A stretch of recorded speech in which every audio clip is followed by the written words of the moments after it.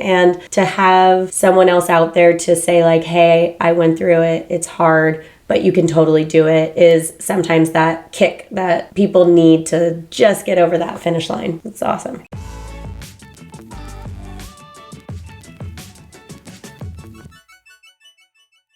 So what advice would you have for someone who maybe has started their exams, but, like most of us, are in their maybe late 20s or early 30s and are wanting to start a family? What would you say to them? Yeah, we really get the short end of the stick on that, on when we're kind of hitting that milestone of like, yeah, we're ready to take exams, but we also have to do this huge life thing too. I think the biggest advice I would have at this point is like, you can't put your life on hold for something that it's real, but it's a job. It's not what the life memories are that you have on your deathbed type of thing. That was like a really big lesson to learn, that like, yeah, okay, in architecture school, we put everything and everyone on hold to go be in studio and just be in this little cave of design. But how long can you really sustain that? And I don't think that is how you should go through exams. Exams are a part of life and they should be treated as a part of life and not your whole life. Mm-hmm. It can be challenging to have to deal with that. I mean, thankfully the rolling clock got eliminated. That was my big worry, because I was kind of coming up close on mine with the,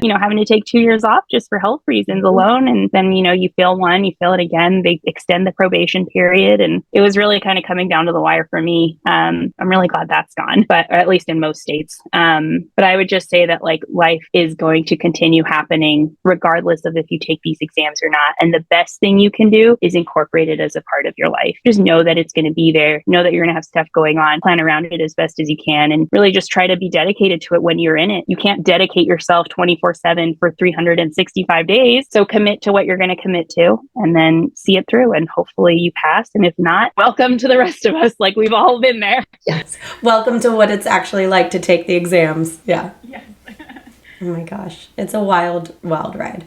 Well, it's so amazing that you persevered through it. Your daughter's healthy now and you did it and you finished. So when did you pass your last exam?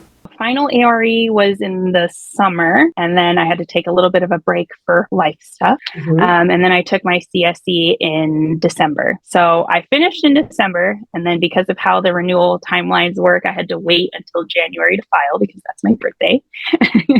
And then, they took 8 weeks, I want to say, to get it back to me. So for 8 weeks, I was just kind of like, don't think about it. It doesn't exist. It didn't happen. You're like, technically, I still can't call myself an architect, which is so ridiculous, but I am.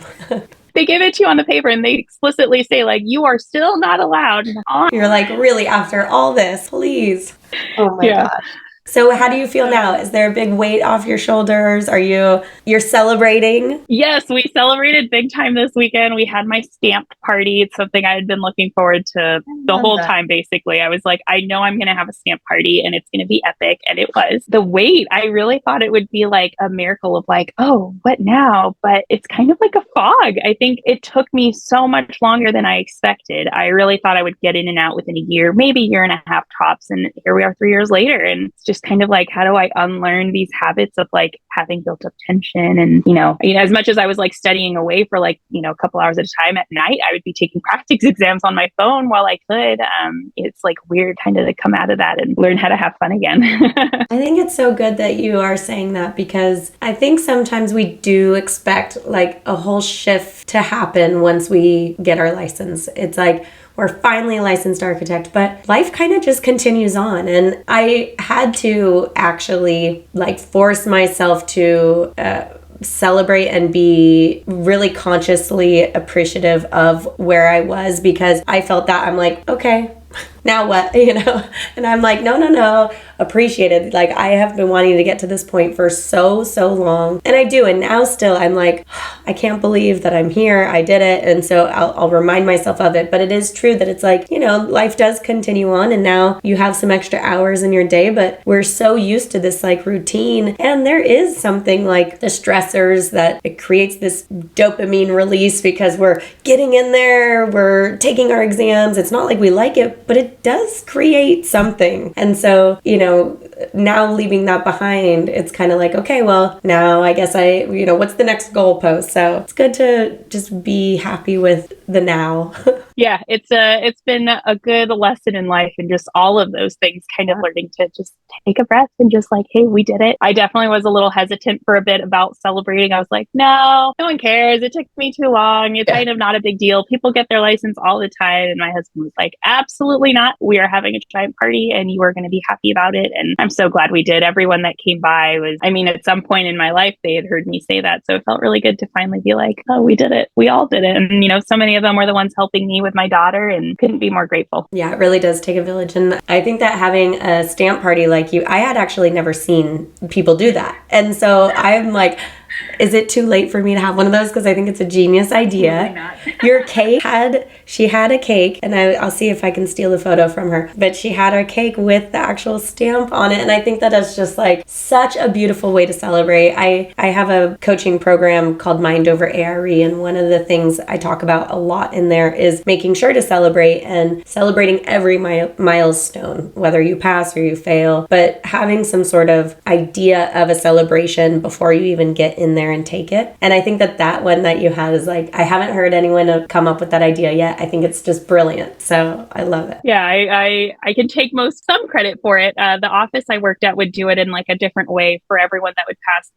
I really loved working there at BRR Architecture in Philly. They would have everyone come together on the back kitchen island, and the person who got their license would, do their stamp on a paper, and everyone would write little messages to them. It was the best. I really missed that so much when I had to leave and come here, and not having an office to celebrate with, getting that. And it was a little strange at first, but everyone came through and everyone made sure that it was a really good time. And 12 out of 10 recommend. I say you should throw yourself a renewal party whenever that comes up. Mine was just in January, so maybe it's time. Fully support that.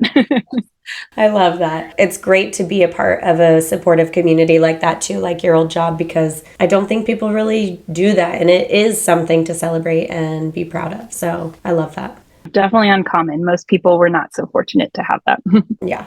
Well, I think this is so wonderful. I think, your story is just really beautiful, and I know it'll resonate with so many people. So I do really appreciate you coming on here. And the way that Harp and I connected was that NCARB featured your story. You wrote like an open letter to mothers, right? Yeah. So after all of the struggle of getting through exams and figuring out how to study, all I could kind of feel at the end of it was just exhausted. And, you hear all the statistics of all the people that don't pass. And then you hear all the statistics of women that don't pass. And the moms that don't pass. It's just getting like worse and worse and worse. And all that was the loudest voice in my head as I was taking my final exams, was like, this number of new mothers don't finish. And I just remember thinking, like, I just need to know I can do it. And I think that's how I first came across your videos on YouTube. Not about ARE stuff, just your other blog posts. And I just remembered, like, maybe I should leave something here. It's kind of like a little bit of a tradition that I saw people would post when they would pass their final exams, like, 6 green squares or 6 check marks. And I just felt like I wanted to leave one for the other moms feeling the same way, because many of us are at the same point in our careers and lives. So I left a little open letter there called For the Mamas, and then NCARB reached out to me to do a little spotlight feature. Well, thank you for doing that, because it is kind of like a funnel. It's easy to not get through and get to that final thing. And motherhood for sure is something that is really easy to push you away from it, because it is freaking hard. Being a mom is the hardest thing I've ever done in my life, even harder than the AREs or any of it. It's really, really hard. And trying to add on top of that architecture, which is, arguably the hardest major and the hardest exams you have to go through, it is difficult. And so I think that especially the moms out there, especially when it's not just you have a baby, your body's changing, hormones, like physiology is literally changing. And to have someone else out there to say like, hey, I went through it, it's hard, but you can totally do it, is sometimes that kick that people need to just get over that finish line. It's awesome.